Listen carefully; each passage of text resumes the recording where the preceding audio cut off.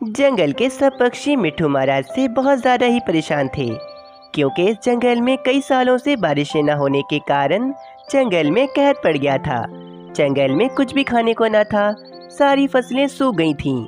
जंगल का बहुत बुरा हाल था। मिट्ठू महाराज, हमें अपने जंगल के लिए जल्द ही कुछ न कुछ करना होगा, वरना आहिस्ता आहिस्ता सारे पक्षी हमारे जंगल को छोड़कर चले जाएंगे और ये जंगल वीरान हो जाएगा। मीनू चिड़िया पक्षियों, तुम सब चिंता मत करो। मैंने दूसरे जंगल के उल्लू महाराज से कुछ भोजन उधार पर मांगा है। बस वे इसी सिलसिले में यहाँ आते ही होंगे। बस कुछ देर बाद उल्लू महाराज वहाँ पर आ जाते हैं। शुक्र है कि आप आ गए उल्लू महाराज। उल्लू महाराज, मुझे अपने जंगल के लिए कुछ भोजन उधार पर चाहिए। आप तो जानते हो ना कि हमारे जंगल में कहर पड़ गया है। आप हमारे मुश्किल समय में हमारी मदद करो उल्लू महाराज।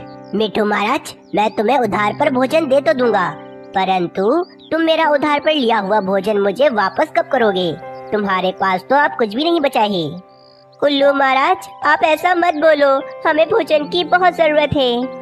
हाँ उल्लू महाराज, हम बहुत मेहनत करेंगे और आपका सारा भोजन आपको लौटा देंगे। अरे नहीं रे नहीं, मुझे कोई बेवकूफ समझा है क्या? मैं तुम सबको जरा भर भी भोजन नहीं देने वाला। अगर इस जंगल ने तुम्हें इतना ही भूखा कर दिया है तो चले जाओ ना इस जंगल को छोड़कर, परंतु आज के बाद मुझसे भोजन मत मांगना। बस इतना कहकर उल्लू महाराज वहाँ से चले जाते हैं। पक्षियों, अब हम क्या करेंगे? अब तो उल्लू महाराज ने भी हमें साफ साफ इनकार कर दिया है। मिट्ठू महाराज, अब ऐसा कोई रास्ता नहीं बचा जिससे हम अपने जंगल को बर्बाद होने से बचा सकें। नहीं, एक रास्ता है जिससे हमारा जंगल सबसे अमीर जंगल बन जाएगा, परंतु ये काम है तो बहुत मुश्किल। अरे मिट्ठू महाराज, आखिर वे कौन सा मुश्किल काम है जो हम पक्षी न कर पाए? पक्षियों, इस जंगल में पहाड़ियों की तरफ एक बहुत बड़ी गुफा है जहाँ बहुत सारा खजाना छुपा है, परंतु आज तक कोई भी पक्षी उस खजाने को हासिल नहीं कर सका और सब पक्षी हार मानकर वहाँ से वापस चले जाते हैं, परंतु आज तक ये खजाना किसी पक्षी के हाथ नहीं लगा। अरे वाह वाह खजाना! मिट्ठू महाराज, वे खजाना तो हमें ही चाहिए। हम हर कीमत में वो खजाना हासिल करके रहेंगे। हाँ मिट्ठू महाराज, अगर वे खजाना हमें मिल गया तो हमारे जंगल की किस्मत ही बदल जाएगी और उल्लू महाराज भी हमें कभी बात नहीं सुनाएंगे फिर। तो ठीक है पक्षियों, फिर मैं खजाना ढूंढने की जिम्मेदारी मीनू चिड़िया, तोते और कालू कौवे को देता हूँ। तुम तीनों मिलकर वे खजाना ढूंढ कर ले आओ। बस फिर क्या था, वे तीनों पक्षी फौरन पहाड़ियों की तरफ निकल जाते हैं। कालू कौवे, हम बहुत आगे आ गए हैं, परंतु हमें अभी तक पहाड़ों का इलाका नहीं मिला और यहाँ तो कोई भी ऐसा नहीं जिससे हम रास्ता पूछ सकें। हाँ मीनू चिड़िया, हमें और आगे चलना चाहिए और हम कर भी क्या सकते हैं। बस फिर पक्षी थोड़ा और आगे जाते हैं। आगे जाने के बाद पक्षियों को एक बूढ़ा चिड़ा मिलता है। अरे अरे पक्षियों, कहाँ जा रहे हो तुम सब? अच्छा हुआ कि आप हमें मिल गए। पक्षी जी, हमें पहाड़ों की तरफ जाना है, परंतु हमें रास्ता ही नहीं मिल रहा। क्या आप हमें बता सकते हैं कि पहाड़ों की तरफ कौन सा रास्ता जा रहा है? चिड़िया, तुम सीधा सीधा जाती रहो, तुम्हारे सामने फिर 2 रास्ते आएंगे, परंतु तुम कभी लालच मत करना और अपने रास्ते पर ही रहना। तुम अपनी मंजिल यकीनन पालोगी। शुक्रिया पक्षी जी, आपके बताने का बहुत बहुत शुक्रिया। चिड़िया, मुझे कुछ पैसे ही दे दो, बहुत भूख लगी है मुझे, कल से मैंने कुछ नहीं खाया है। मीनू चिड़िया, चलो यहाँ से, ये बूढ़ा पक्षी बहुत तेज है, अब ये हमें रास्ता बताने के पैसे भी लेगा हमसे। कालू कौवे, क्या हो गया है तुम्हें? ये बूढ़ा पक्षी मुझे वाकई बहुत भूख लग रहा है, हमें इसकी मदद करनी चाहिए। फिर मीनू चिड़िया कुछ पैसे उस बूढ़े पक्षी को दे देती है। बस ये इतने से ही पैसे हैं मेरे पास, ये आप रख लें। तुम्हारा बहुत बहुत धन्यवाद चिड़िया, यकीनन तुम अपनी मंजिल पालोगी। बस फिर वे मीनू चिड़िया और पक्षी थोड़ा और आगे चले जाते हैं। बस तभी सामने 2 रास्ते आ जाते हैं और बीच में एक लकड़ी के तख्ते पर लिखा था कि दोनों में से कोई एक रास्ता ही चुनना होगा। एक रास्ता तो काफी सुनसान था, दूसरा रास्ता फलों से भरे बाग का था। अरे मीनू चिड़िया, कितना खूबसूरत बाग है ये, चलो इसी रास्ते से चलते हैं। वैसे भी बहुत भूख लगी है मुझे, कुछ फल तोड़कर ही खा लूंगा मैं। क्या हो गया तोते, अब तुम लालच कर रहे हो? हमें लालच नहीं करनी है। भाई मीनू चिड़िया, मैं तो जा रहा हूँ इस बाग के फल खाने। बस फिर वे तोता बाग वाले रास्ते चला जाता है और जैसे ही उस बाग के फल खाता है तो वे फल तो एकदम कड़वे होते हैं और वे बाग सिर्फ और सिर्फ एक धोखा था। अब तोता उदास होकर वापस अपने जंगल चला जाता है। वहीं दूसरी तरफ मीनू चिड़िया और कालू कौवा पहाड़ों की तरफ पहुंच जाते हैं और इन्हें एक गुफा दिखती है सामने। कालू कौवे, ये तो वही गुफा लग रही है जहाँ खजाना हो सकता है। कालू कौवा तो मन ही मन सोच रहा था, ये सारा खजाना अब हमें मिट्टू महाराज को देना पड़ेगा, परंतु सारी मेहनत तो हमारी है। मैं ऐसा होने नहीं दूंगा। मैं मीनू चिड़िया को अगर किसी तरह मार दूं, तो ये सारा खजाना मैं अकेले ही कहीं ले जा सकता हूँ और सिर्फ अकेले ही मैं इतने सारे खजाने का मालिक बन जाऊंगा। हाँ, ये ठीक है, अब ये सारा खजाना मेरा होगा। कालू कौवा तो मीनू चिड़िया को मारने के बारे में सोच रहा था, जबकि मीनू चिड़िया तो सिर्फ और सिर्फ अपने जंगल की खुशहाली का सोच रही थी। कालू कौवा और मीनू चिड़िया गुफा के अंदर जाते हैं और इन्हें बहुत सारा खजाना दिखता है। कालू कौवा तो भागा भागा खजाने की तरफ जाता है, परंतु खजाने की रोशनी कालू कौवे की आंखों में चुभती है। अरे रे, मेरी आंखें, मेरी आंखें। मीनू चिड़िया, ये खजाने की रोशनी मेरी आंखों में बहुत चुभ रही है। बहुत दर्द हो रहा है मेरी आंखों में। मीनू चिड़िया, मुझे बचा लो, मुझे कुछ दिखाई नहीं दे रहा, मुझे बचा लो। परंतु कालू कौवे, खजाने की चमक मेरी आंखों में तो नहीं लग रही, तो फिर तुम्हारे साथ ऐसा क्यों हो रहा है? कालू कौवा खजाने की रोशनी को बर्दाश्त नहीं कर पाता और वहाँ से भाग जाता है और वापस अपने जंगल की तरफ चला जाता है। अरे भाई, ये कालू कौवा तो भाग गया, परंतु मुझे तो कुछ भी नहीं हो रहा। कुछ ही देर के बाद मीनू चिड़िया वे सारा खजाना एक ठेले पर रखकर अपने जंगल में ले आती है। पक्षियों पक्षियों, ये देखो, मुझे खजाना मिल गया। अब हमारे जंगल की किस्मत बदल जाएगी। सब पक्षी और मिट्ठू महाराज मीनू चिड़िया से बहुत खुश हो गए थे। बस तभी ही अचानक मीनू चिड़िया बेहोश होकर गिर जाती है। अरे मीनू चिड़िया, उठो, क्या हो गया तुम्हें? तुम्हें क्या हो गया है मीनू चिड़िया? सैनिक जल्दी जाओ और उल्लू वैची को बुला कर लाओ फौरन। बस फिर उल्लू वैची वहाँ पर आते हैं और मीनू चिड़िया को कुछ भोजन खिलाते हैं। मिट्टू महाराज, मीनू चिड़िया 2 दिनों से भूखी थी। इसने अपनी जान पर खेलकर हमें खजाना ला कर दिया है, इसीलिए ये बेहोश हो गई थी। मीनू चिड़िया, तुमने आज हम सबका दिल खुश कर दिया है। तुमने अपनी ईमानदारी से खजाना हासिल किया और तुम्हारा यही इनाम है कि मैं तुम्हें आधा खजाना दूंगा। बस फिर अब जंगल में सब कुछ ठीक हो जाता है और अब मीनू चिड़िया अपनी ईमानदारी की वजह से पूरे जंगल में सबसे ज्यादा अमीर पक्षी बन गई थी और तोता और कालू कौवा अपनी लालच की वजह से अब खाली हाथ रह जाते हैं। कालू कौवा बहुत अमीर था, जिस कारण कालू कौवा काफी ज्यादा घमंडी भी हो गया था। वे गरीब पक्षियों को अपने से बहुत ही कमतर समझता था। अरे रानी, ये तुम इस गरीब कबूतर के बेटे को यहाँ पर क्यों लाई हो? तुम्हें पता है ना, मुझे गरीब पक्षी बिल्कुल नहीं पसंद। कालू जी, ये नन्हा कबूतर मेरे राजू कौवे का दोस्त है और आप ये क्या हर समय अमीरी गरीबी करते रहते हैं? हम सब पक्षी हैं और हम सब एक जैसे हैं, हम में कोई फर्क नहीं। फर्क है, बहुत फर्क है। बस मुझे अपने घर में इन गरीब पक्षियों का साया भी नहीं चाहिए। चलो नन्हे कबूतर, निकल जाओ मेरे घर से और आइंदा कभी मत आना मेरे घर में। कालू अंकल, मैं तो यहाँ अपने दोस्त राजू कौवे के साथ खेलने आया हूँ। दोस्ती करने के लिए तुम्हें सिर्फ मेरा मासूम राजू कौवा मिला था।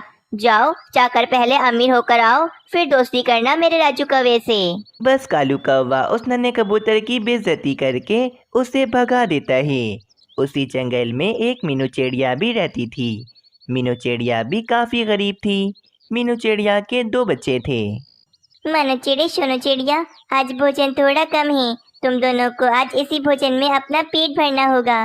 मम्मा, मुझे ये गरीबी बिल्कुल पसंद नहीं। हमें तो हर चीज के लिए तरसना पड़ता है और देखें, हमारे पास तो एक पक्का घर भी नहीं है।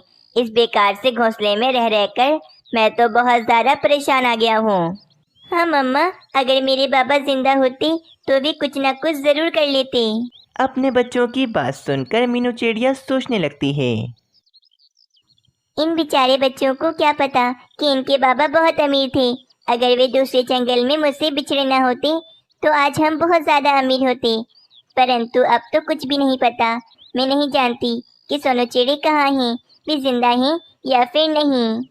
वहीं दूसरी तरफ कालू कौवा तो और भी ज्यादा घमंडी होता जा रहा था। कालू जी, ये केले का बड़ा पत्ता है, ये मुझे मेरे भाई ने दिया था। अगर बारिश में घर की छत का कोई मसला हो जाए तो मैं इसे अपने घर की छत पर लगा लूंगी, ताकि बारिश का पानी हमारे घर में ना आ सके। रानी, ये तुम क्या कह रही हो? हमारा घर बहुत मजबूत है और हम इतने अमीर हैं, अब क्या हम अपने घरों की छत पर ये केले के पत्ते लगाएंगे? अच्छा, दो जरा ये पत्ता मुझे इधर। कालू कौवा वे केले का बड़ा पत्ता लाकर अपने घर के बाहर फेंक देता है। रानी, हमें इस केले के पत्ते की कोई जरूरत नहीं है, हमारे पास बहुत बड़ा घर है। अपनी ये गरीबों वाली सोच तुम बस अब छोड़ दो। कालू जी, बहुत घमंड है आपको अपनी अमीरी पर, परंतु इतना घमंड अच्छा नहीं। क्या पता ये पत्ता हमारे किसी काम आ सके। बस बस रानी, सारा मेरा दिमाग मत खराब करो और चलो घर में। कालू कौवे का फेंका हुआ पत्ता अब मीनू चिड़िया को मिल जाता है। अरे वाह, इतना बड़ा केले का पत्ता! ये पत्ता तो बहुत अच्छा है, और वैसे भी केले के पत्ते तो जंगल में मिलते ही नहीं हैं। ये तो बारिशों के मौसम में मेरी बहुत काम आएगा। बस फिर मीनू चिड़िया वे केले का पत्ता अपने घोंसले में ले जाती है। अगले दिन तोता सब पक्षियों को जोर जोर से आवाज लगाता है। अरे अरे पक्षियों, मेरी बात सुनो। सारे पक्षी अपने घरों को बंद कर लो, अपनी छतों को भी मजबूत कर लो, क्योंकि बस कुछ ही देर में जंगल में तेज बारिश शुरू होने वाली है। बस तोते की बात सुनकर सारे पक्षी अपनी अपनी तैयारियों में लग जाते हैं। तुमने देखा ना रानी, ये गरीब पक्षी बारिश का सुनकर कैसे परेशान हो गए। हा हा हा हा हा हा हा। और हमें देखो, हमें किसी चीज की कोई चिंता नहीं, हम कितने आराम से अपने घर में बैठे हैं। वहीं दूसरी तरफ मीनू चिड़िया ने केले का बड़ा पत्ता अपने घोंसले की छत बनाकर लगा लिया था। देखो मेरे बच्चों, अब हम बारिश में नहीं भीगेंगे, क्योंकि मैंने इन पत्तों को बड़ी मजबूती से लगाया है। मम्मा, बस अब आप भी थोड़ा आराम कर लो, क्योंकि बारिश का सुनकर तो आप कब से काम कर रही थी। कुछ ही देर बाद बारिश शुरू हो जाती है। मीनू चिड़िया अपने परिवार के साथ अपने घोंसले में आराम से बैठी होती है। रानी, तुम यहीं रुको, मैं जरा देख कर आता हूँ कि गरीब पक्षियों ने बारिश से बचने के लिए क्या क्या इंतजाम किए हैं। फिर कालू कौवा वहां से चला जाता है। जंगल में किसी पक्षी ने छाता तो कोई पक्षी फलों को काटकर उसके अंदर बैठा हुआ था। तभी कालू कौवा मीनू चिड़िया का घोंसला देखता है। अरे, ये तो मीनू चिड़िया ने केले का पत्ता लगाया हुआ है। ये पत्ता तो जरूर मेरा है। मेरा फेंका हुआ पत्ता इस मीनू चिड़िया ने ले लिया। इससे अभी बताता हूँ जाकर। फिर कालू कौवा फौरन मीनू चिड़िया के पास आता है। मीनू चिड़िया, ये जो तुमने केले का पत्ता अपनी छत बनाकर लगाया हुआ है, ये पत्ता मेरा है। मुझे वापस करो मेरा पत्ता। कालू कौवे, तुम्हारे पास तो अपना मजबूत घर है ना, तो तुम्हें इस केले के पत्ते की क्या जरूरत है? अगर ये पत्ता मैं तुम्हें दे दूंगी तो मेरे बच्चे बारिश में भीग जाएंगे। मैं कुछ नहीं जानता, मुझे मेरा केले का पत्ता वापस करो।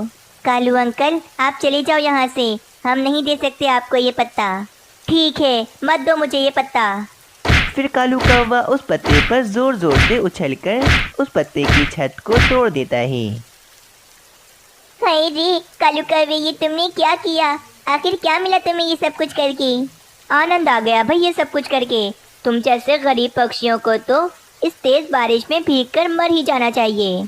कालू कौवे, तुमने जानबूझकर हमें तंग किया है, देखना तुम्हें इसकी सजा जरूर मिलेगी। फिर मीनू चिड़िया अपने बच्चों को लेकर वहाँ से चली जाती है और एक गुफा में आ जाती है। मम्मा, मुझे बहुत सर्दी लग रही है, ये गुफा तो बहुत ठंडी है। तभी ही वहाँ पर एक चिड़ा आ जाता है।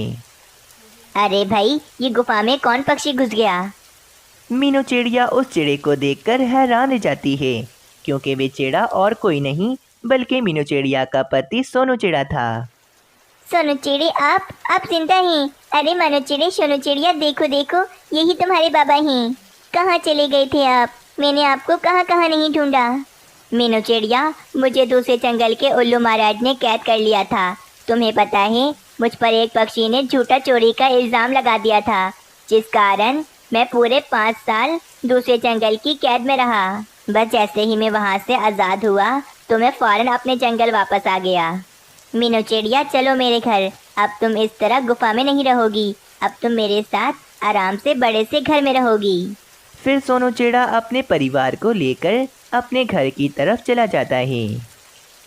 बारिश काफ़ी ज़्यादा तेज़ हो रही थी। कालू कौवा सब पक्षियों को परेशान करके अपने घर की तरफ वापस आता है तो वे देखता है उसका घर तो पेड़ से नीचे गिर के पूरी तरह से टूट गया होता है और रानी कौवी भी काफ़ी ज़्यादा ज़ख्मी होती है। रानी, ये सब कुछ कैसे हो गया? हमारा घर कैसे टूट गया? अरे बाप रे, हमारा राजू कौवा कहाँ है? वो तो यहाँ कहीं नहीं दिख रहा मुझे। रानी कुछ तो बोलो, बताओ भाई, कहाँ है राजू कौवा? कालू जी, हमारा राजू कौवा घर के अंदर दब के मर चुका है और पता है हमारे दोनों अंडे भी घर में ही टूट चुके होंगे। हम तो अपने घर में आराम से बैठे थे, अचानक जोरदार बिजली आकर हमारे घर पर गिरी और हमारा घर नीचे ज़मीन पर गिर गया और राजू कौवा और अंडे उसी घर में दब गए। ऐसा नहीं हो सकता रानी, मेरा राजू कौवा मुझे छोड़कर नहीं जा सकता। आप तो कुछ बोलिए मत, ये सब कुछ सिर्फ और सिर्फ आपकी वजह से हो रहा है। ना तो आप घमंड करते और ना ही हमारे साथ ये सब कुछ होता। आपने ना जाने कितने गरीब पक्षियों के साथ गलत किया है, जिसकी सज़ा आज हम सबको भुगतनी पड़ रही है। तभी कालू कौवे को मीनू चिड़िया की बात याद आती है। कालू कौवे, तुमने जानबूझकर हमें तंग किया है, देखना तुम्हें इसकी सज़ा ज़रूर मिलेगी। रानी, तुम ठीक कह रही हो, मैंने अभी मीनू चिड़िया और उसके बच्चों को बहुत परेशान किया था, शायद ये मुझे उसी की सज़ा मिल रही है। अब इस तरह कालू कौवे के पास पछतावे के अलावा कुछ नहीं बचता और कालू कौवे को अपने घमंड की सज़ा मिल जाती है।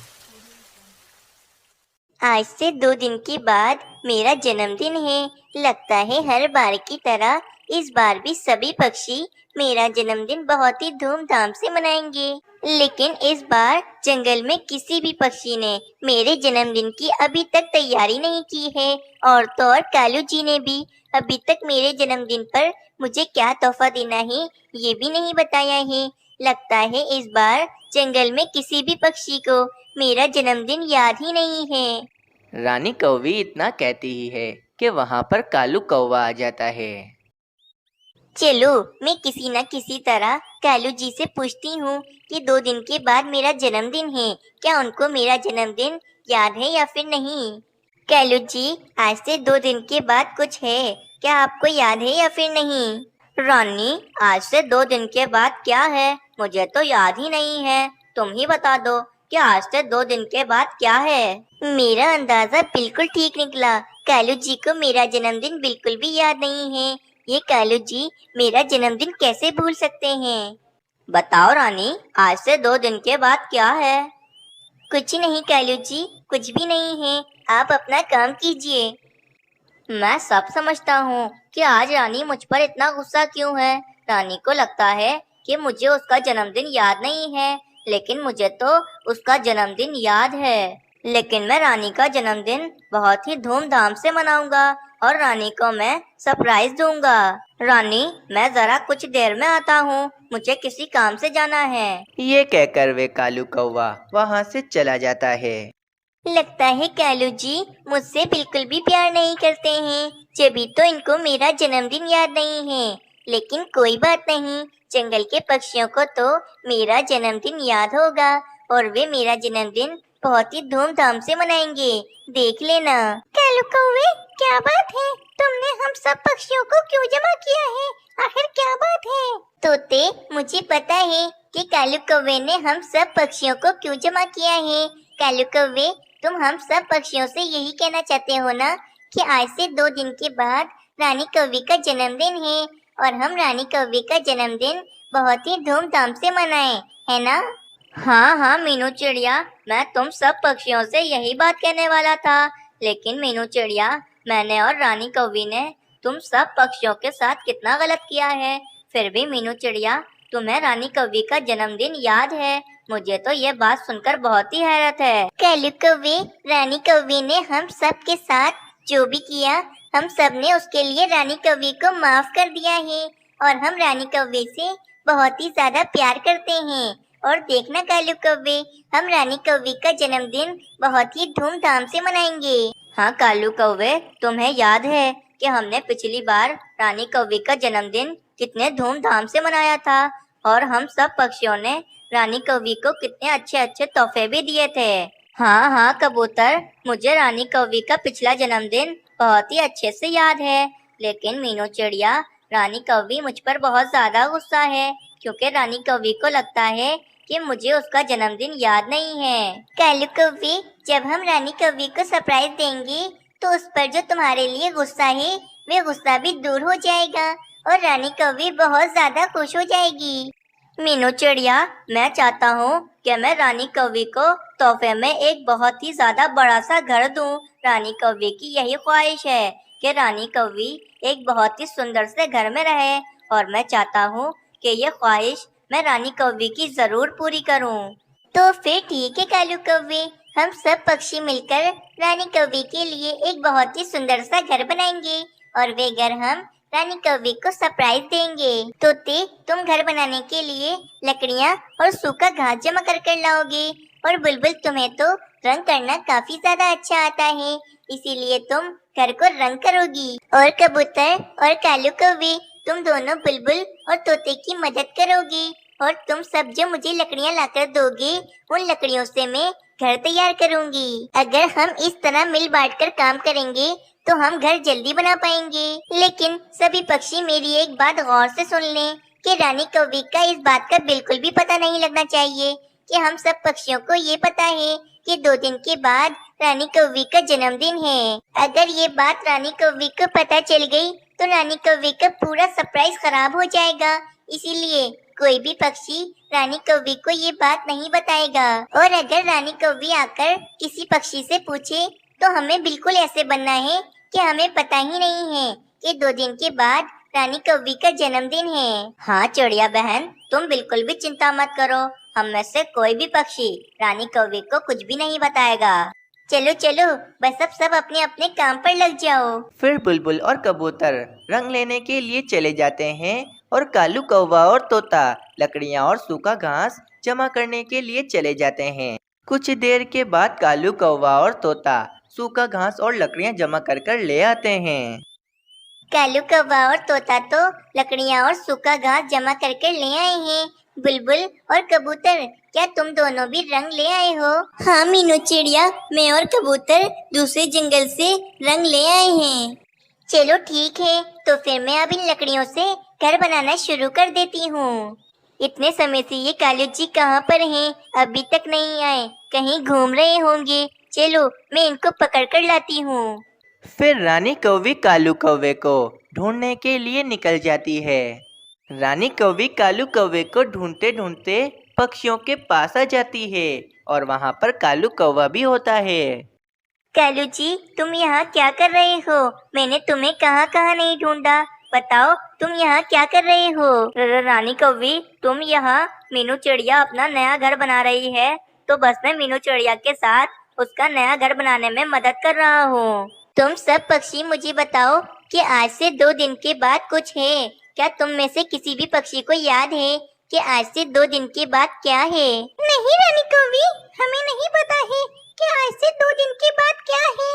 तुम खुद ही बता दो कि आज से 2 दिन के बाद क्या है। मीनू चिड़िया, क्या तुम्हें भी याद नहीं है कि आज से 2 दिन के बाद क्या है? नहीं रानी कौवी, मैं तो अपने काम में इतनी व्यस्त रहती हूँ कि मुझे कुछ याद नहीं है कि आज से 2 दिन के बाद क्या है। इन सब पक्षियों में से किसी भी पक्षी को याद नहीं है कि आज से 2 दिन के बाद मेरा जन्मदिन है। इन सब पक्षियों को तो मैं अपना समझती थी, लेकिन ये सब पक्षी मुझसे बिल्कुल भी प्यार नहीं करते हैं। फिर वे रानी कौवी गुस्सा होकर वहाँ से चली जाती है। फिर ऐसे ही 2 दिन बीत जाते हैं। आज रानी कौवी का जन्मदिन था, लेकिन रानी कौवी को लग रहा था कि किसी भी पक्षी को रानी कौवी का जन्मदिन याद ही नहीं है। ये देखो तो कालू जी को कितने मजे से भोजन खा रहे हैं। इनको तो याद ही नहीं है कि आज मेरा जन्मदिन है। और पक्षियों को तो देखो, सब के सब अपने अपने कामों में व्यस्त हैं। ये नहीं कि कोई पक्षी आकर मुझे मेरा जन्मदिन ही विश कर दे। वहीं दूसरी तरफ पक्षियों ने रानी कौवी के जन्मदिन की पूरी तैयारी कर ली थी। और वहीं मीनू चिड़िया ने भी रानी कौवी का एक बहुत ही बड़ा सुंदर सा घर बना दिया था। रानी कौवी का घर कितना सुंदर लग रहा है। बुलबुल ने रंग भी कर दिया है, जिसके कारण ये घर कितना ज्यादा सुंदर लग रहा है। चलो अब मैं पक्षियों के पास जाती हूँ। पक्षियों, सारी तैयारी हो गई है। हमने रानी कौवी के घर को भी बहुत ही सुंदर बना दिया है और हमने केक भी मंगा लिया है। बस अब रानी कौवी और कालू कौवे को बुलाने का रह गया है।